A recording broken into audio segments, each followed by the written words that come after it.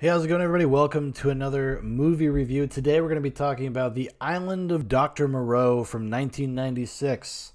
The film is directed by John Frankenheimer and kinda sorta Richard Stanley. I suppose we'll probably get into that.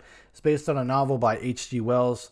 The screenplay is also written by Richard Stanley and one other person. It stars David Thewlis, Marlon Brando, Val Kilmer, Fairuza Balk, Daniel Rigney, Tamira Morrison, Ron Perlman, Mark Dacascos, and others.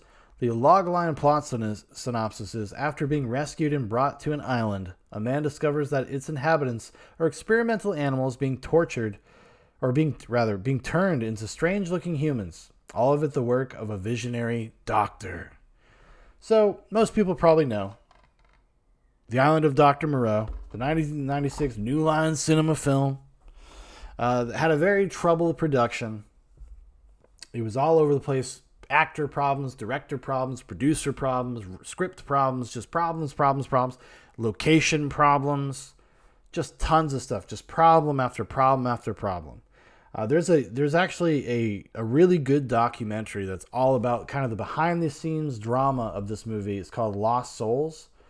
I think the story of The Island of Dr. Moreau, or story of Richard Stanley, or something like that. The original director, Richard Stanley, who's just been canceled, actually. It's been canceled recently because he just kind of came back into the filmmaking foray. You know, Richard Stanley, before he did this movie, he kind of built a reputation for himself. He had done a movie called Dust Devil and Hardware, which were kind of cult hits. These weird, kind of almost like cyberpunky, dystopian, science fiction type movies. And he had always wanted to do The Island of Dr. Moreau. That was kind of his dream, was to make a film version of The Island of Dr. Moreau. And he gets his chance, and he goes, New Line backs him, gives him a pretty considerable budget.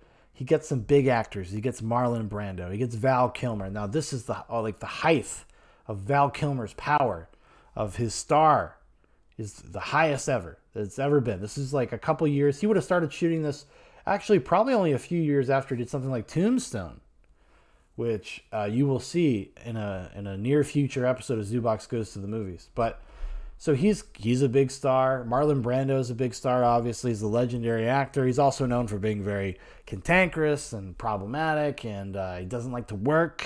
He'll sign on to projects and then not want to work, which is so crazy that Marlon Brando agreed to do this, considering his nature. He's the dude, back in the 70s when Richard Donner's making fucking Superman. He tried to get out of having to be on the set and wear a costume. He's like, wouldn't it be interesting if Kal-El's father, is it Jor-El, if he was just a voice in a suitcase full of crystals? He didn't want to show up to the set. He's been like that forever, a long time. That's the kind of guy he was. So it's so crazy to me that he actually even agreed to be in The Island of Dr. Moreau, considering the fact that he knew he was going to have to go to an island, a tropical island where it was going to be hot, it was going to be uncomfortable. Just the logistics of something like this, being what it is, with the makeup and shit like that. What the fuck did he think he was getting into? But anyway, I suppose that's besides the point. So I don't want to just kind of get steeped into the drama. Val Kilmer really fucked over Richard Stanley. The studio lost faith in Richard Stanley after 2 weeks. I think he shot maybe a week and a half, 2 weeks. They lost faith. They weren't into the dailies. They weren't into his vision anymore, which is an awful thing to happen when you're only when you just started principal photography production. Not exactly what happened to Zack Snyder on Justice League, but I guess there's kind of similar overtones, And then Richard Stanley kind of goes crazy. And he just he gets fired, and then he literally just goes and lives on the island, and even sneaks back on set and gets dressed up like one of the monsters for some of the wide shots. And he's just living like a crazy person, watching people make his movie, which is John Frankenheimer came in to pinch hit. John Frankenheimer, a known director. He directed The Manchurian Candidate, 7 Days in May. Some other big Frankenheimer movies. He did the sequel to fucking The French Connection 2, which I would not consider a great movie. Black Sunday, Prophecy, Year of the Gun, Ronin, One of my personal favorites. I talked about Ronin a long time ago. The one with it's with Robert De Niro. Great movie. Actually, Ronin is kind of what he does after this. But yeah, he comes in as like kind of studio man. Comes in to just finish the picture. Let's clean it up. Let's get it done. Let's shoot this fucker. Anyways, so the Island of Dr. Moreau. I've done another huge long intro, unnecessarily long. But anyways, I saw this like basically when it first came out. Pretty soon after it came out, I was 10 years old. The movie left a huge impression on me. It's a movie that I've always known was not a good movie because it feels like a mess. It feels like there's a lot of things kind of missing from it. It definitely is missing kind of that auteur's hands, like the guiding hands of an auteur. It really needs that because there's so many interesting thematic threads that the movie just doesn't know how to handle, doesn't know how to gradually build into subtext and stuff like that. It's only kind of reveals itself through dialogue, like very blunt, kind of bad dialogue. And it's only bad in the context of it not being kind of set up to be what it is, because it's really about the nature of creators and creations and generational trauma and humanity, and what does it mean to be a human? What does it mean to be a god? What does it mean to create life? Does that give you a right to control something just because you've kind of created it? Because you've created something that didn't ask to exist. Just like when you have a kid, this is like as a parent, just as a side note, like, you know, one of my things is as a parent is like, you know, I brought a child into the world. He didn't ask to be born.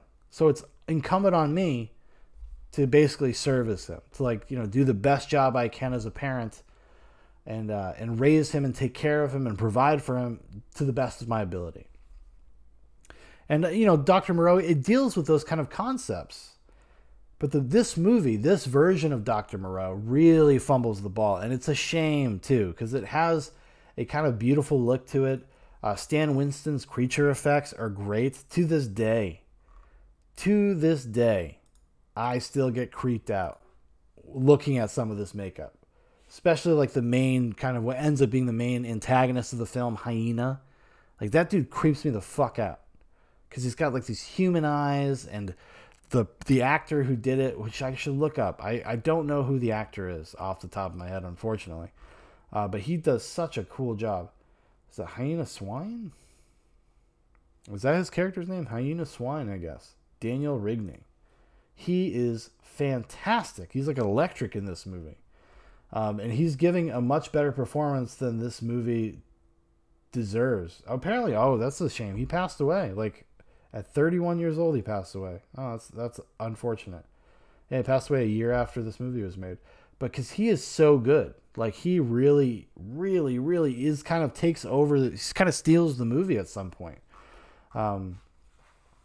And there's so many cool things to appreciate it, even on this rewatch, because it had been years since I'd watched it. And I watched Lost Souls, that documentary, a couple years ago, and I've actually watched it a few times. And I've always meant to go back and rediscover The Island of Dr. Moreau, because when I was a kid, I used to watch it kind of all the time. It was on the cable channels that we had when I was a kid growing up. It was on all the time, so I kind of watched it. I'm very familiar with the movie. And it's always been frustrating. Even back then, even when I was a kid, I wasn't discerning. I kind of just liked everything that even had a tinge of something I might enjoy. Like, I would just kind of accept it for what it was. I always was frustrated with this movie because there is greatness on the edges of all of it. And it is a shame. It's a truly a shame that Richard Stanley kind of just didn't get to execute on his vision. Like, yeah, I know we could talk about whatever the fuck's going on in his life now. I don't care. I really don't care. Frankly, I just don't give a shit. But he clearly is somebody that has like an authorship as a director. You know, you go back and watch Hardware or Dust Devil, or even most recently, what is it called? What's that movie called? Color Out of Space, the one with Nicolas Cage. That came out a couple years ago. Actually, it's one of the first reviews I did on the channel was The Color Out of Space when the 4K came out. And I think like you probably would have gotten something very unique, very special because the studio like treated this like it was a big movie. Like I remember seeing the advertisements. I remember seeing the preview all the time. I remember seeing the posters everywhere. It was a very well like covered movie. Like New Line wanted this to be a big hit, you know. And then when you watch the movie, you can actually see like what a Frankenstein's monster it kind of is in construction. Like it just, the tone is kind of all over the place. Just the quality of the script is all over the place. Like I said, like it really has a hard time. Like it knows what ideas it's trying to deal with, but it just does not connect the dots in any way that feels very satisfying. Some notes about the movie. Marlon Brando, however difficult he was to work with, I think is a great Dr. Moreau. I think he actually gives a very interesting performance. There's a paternal nature to him, but there's also like this really kind of sinister, cold quality to him, where he feels he's like the warden of this place. And then you have Val Kilmer. And famously, like I said, Val Kilmer really gave these people a hard time. Apparently really didn't want to be there. He was trying to get fired, basically. David Thewlis, I think a week into production, actually tried to get off the movie. He's like, this is a fucking mess. This is a train wreck. Like, it's all falling apart within a few days. Like, get me out of here. And they're like, listen, if you do that, this is going to be damaging to your career. Like, they're probably going to sue you. So he was like, okay, I guess I'm fucking making this movie. But Val Kilmer, so he gives a weird performance. And he gives a performance where, like, sometimes he's even, like, mimicking Marlon Brando. There's, like, this weird fucking animal-human chimera hybrid orgy towards the end of the movie where he's, like, giving all the animals all these fucking drugs and shit. And he's all drugged out and he's pretending to be Marlon Brando. But he does that. He actually sprinkles that into the performance throughout the movie. And it actually ends up working for his character. Like, this weird, phoned-in, apathetic performance actually feels character-informed. So maybe there was a method to his madness. I don't think so. I don't think that was the case. I think it just ended up being kind of a happy accident. It just kind of works that way. You just like, because that's how you feel about him. He's like sleazy, and he's unreliable, and he's shady, and he's obviously doing something else interesting. And this is another thing that they start building towards. They start kind of building this idea of his character kind of fucking with the human animal hybrids and like introducing the concept of violence to them on purpose to see what they'll do. He's like basically running the sociological experiment, because I think the original intent would have been for Kilmer and Brando's characters to kind of have this competing, who really is in charge, who really has influence. Is it nature? Is it nurture? Like, what is it actually, the thing that, like, what's the thing that creates a life? Creates a psyche, creates a pathology. What would it actually be? Whereas, Brando's coming from nurture and Kilmer's trying to introduce this concept of nature, the primal nature of these animals. He's like, you guys are this really special, unique kind of these creatures, these things that have never existed before. And like, you can embrace both parts of your origin. You can embrace your humanity, but you can also embrace this intense brutality that exists in the animal kingdom. And it has all of those things in there. It's so frustrating because it doesn't develop or do anything with it. I mean, the final scene of the movie where it's like David Thewlis, Hyena, they're kind of having a showdown where Hyena wants a man. He wants David Thewlis, who's like the last human being other than Fairuza Balk, who's kind of a human being. She's part cat, by the way. But he wants him to say, like, that he's a god, that he's the father, that he's in control. He needs the validation of a man, right? Of a human being. Like, he wants to dominate from kind of like a species, an evolutionary perspective. Like, he wants to dominate. And it's a great fucking scene between Thewlis and Hyena. Like, again, much credit to that actor. I gotta look his name up again. R.I.P. buddy. Daniel Rigney. Like, much credit to him because he kills it. He delivers. And that last scene, even though the whole movie is kind of just fucking frustrating, in a vacuum, if you were just to watch those last 10 minutes of the movie, you could see almost like what could have been, because it's very intense and it's very dark and it's very kind of philosophically and ethically interesting. The conversation that the movie is telling you that it's having, even though it never really has that conversation. But there's so many cool things about it. Like I love the look of the movie. Actually, let's look up the DP. The DP, he worked on One Flew Over the Cuckoo's Nest, Bullet, War Games. What else has he done? He's done a lot of stuff. He did Tombstone. Oh, a little Tombstone connection there. He did Tombstone. Memoirs of an Invisible Man. He did that for fucking John Carpenter. It's the one John Carpenter movie I've never seen. What is it? Sharky's Machine, 1941 for Steven Spielberg. Exorcist 2, The Killer Inside Me. Yeah, he's done some good work. He does great work in this movie. Like, all of the problems that they had, like, he delivers. He does it. The movie has a cool look to it. It's very moody. And it's able to create a lot of mood and personality, even in the daytime. Because a lot of times the scenes take place during the day or dusk. And I think he's able to really utilize that. And he makes the costuming, he makes like the effects work, like the Stan Winston stuff, he makes it look really good. That's one of the more impressive things of the movie. If you were just to kind of isolate it and talk about something that's cool, it is the makeup. Like, the makeup is very convincing. Now, I know that not everybody was done up to the extent as the hero characters, as they call them. So the people that are in the kind of the foreground of the movie. A lot of the background people, they're just wearing masks and just light makeup and stuff. But the hero characters all look fantastic. They all look great. And the actors that perform the parts, all of them are good. All of them are really good. And they seem to like find that good balance of being able to give interesting performances in all of the makeup. Like, they're able to find a way to make that expressive. Actually, somebody that's in the movie, Ron Perlman, he plays Sayer of the Law, the Sayer.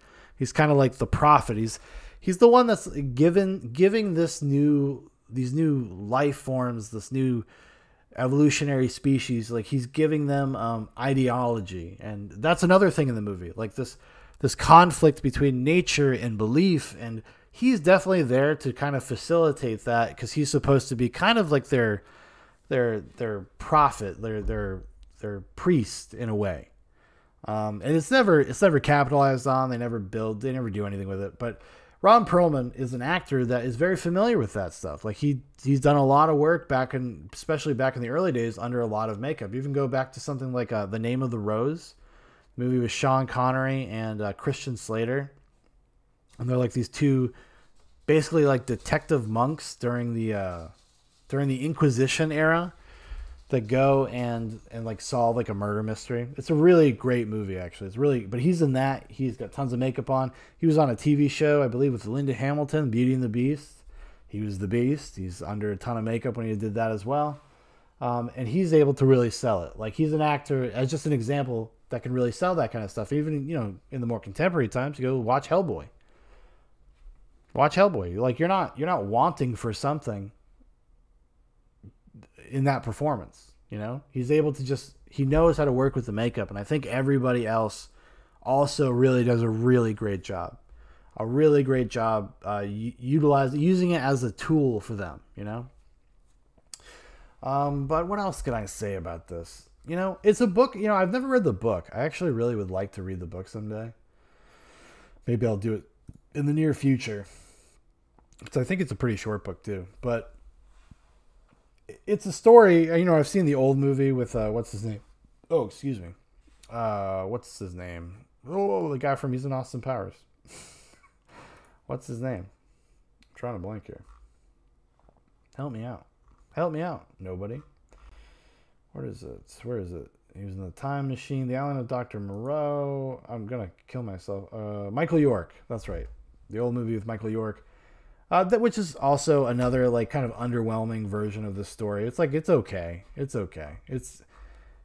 I think it's probably more coherent than this version of the movie, the 96 version of the movie. The 97 or the 1977 version is a more coherent version of the story. But Yeah, it's a real missed opportunity because you could just see all the greatness that's in there. You can see it in there, and that's why like I always kind of come back to it. So I've come back to it every couple of years because I'm just like it's almost like I want to will it to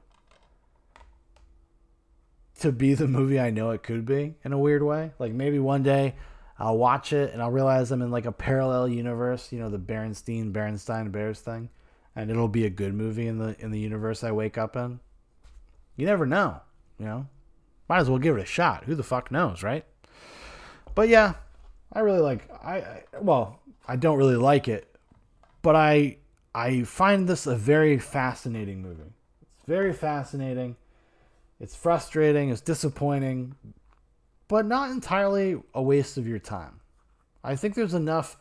If you're like if you're a film fan or if you're into science fiction or philosophy, I think there's a lot of cool things in here.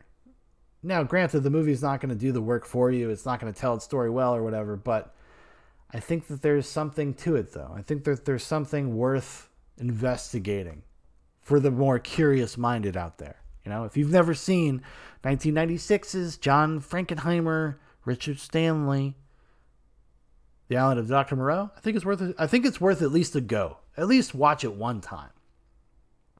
Like I said, you're going to be frustrated. You're going to be irritated sometimes because you just can fucking see it. And you're just like, just do it. Just fucking do it. And it never does. But anyways, that's my spiel about that. That's a very long-winded review. But anyways, thank you for watching. Thank you for listening. If you'd like to know more about Zoobox, there's a bunch of links in the description for Facebook, for Instagram, for my Twitter, for my brother Dan's Twitter. Also, go make sure to check out our other YouTube channel. It's my old YouTube channel. It's going to be the backup channel if anything ever happens to this. And we are doing all of our live streams for now on D Live. We can get away with a lot there, so it's fun to do it over there. So come on over. You know, give us a follow. It's also good to support alternative platforms. YouTube kind of fucking blows. It's just becoming it's like becoming a network, and all they do is push like the most like studio driven corporate crap. Completely defeats the purpose of calling it YouTube. But I suppose that's a conversation for another day. All right, everybody, you have the best day ever. Goodbye.